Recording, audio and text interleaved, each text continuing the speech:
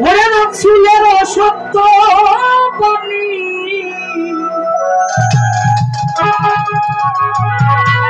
শুনিলে খাজা গুণমণি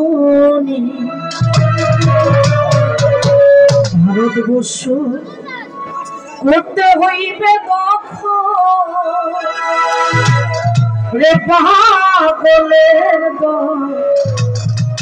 একবার মুখে খাজা বাবা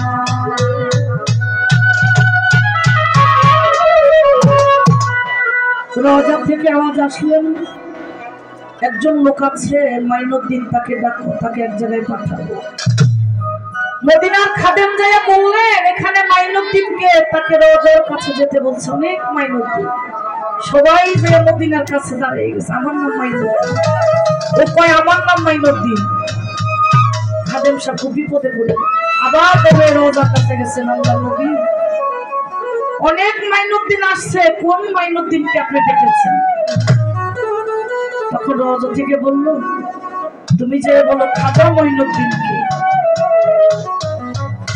এই খাজা মাইনুদ্দিনকে তুমি তারে যে বলো তখন যে বলছে এখানে খাজা মাইনুদ্দিন কে আছেন তাকে যেতে বলেছে তখন এই আবার খাজা মাইনুদ্দিন গরিবে নওয়াজ উনি যে হুজুরকে সালাম দিয়ে বলেন হুজুর আমার কি দেখেছি বলে তোমাকে দিল্লিতে যেতে হবে ওখানে সবাই বিভিন্ন ধর্মের নিয়ে ওখানে তো আমার কোনো নবী রাসূল যায় না তাই তুমি যাবে আমি চিন্তা কিভাবে ওখানে যাবো তখন পায়ের দুটো খড়ম হাতের একটা লাঠি দিয়ে বলছিল এই পায়ের দুটো খড়ম আর এই লাঠিতে দেখাই নিয়ে যাবে যেখানে যাইয়া এই লাঠি থামবে সেখানেই তুমি ইসলাম প্রচার তাই রাসূলের সত্য বাণী শুনিলেন খাজা গুণমণি ভারতবর্ষ করতে হইবে দখল রে পাগলের দল একবার মুখে খাজা বাবা একবার মুখে খাজা বাবা রে পাগলের দল একবার মুখে খাজা বাবা একবার মুখে খাজা বাবা রে পাগলের দল একবার মুখে খাজা বাবা রে পাগলের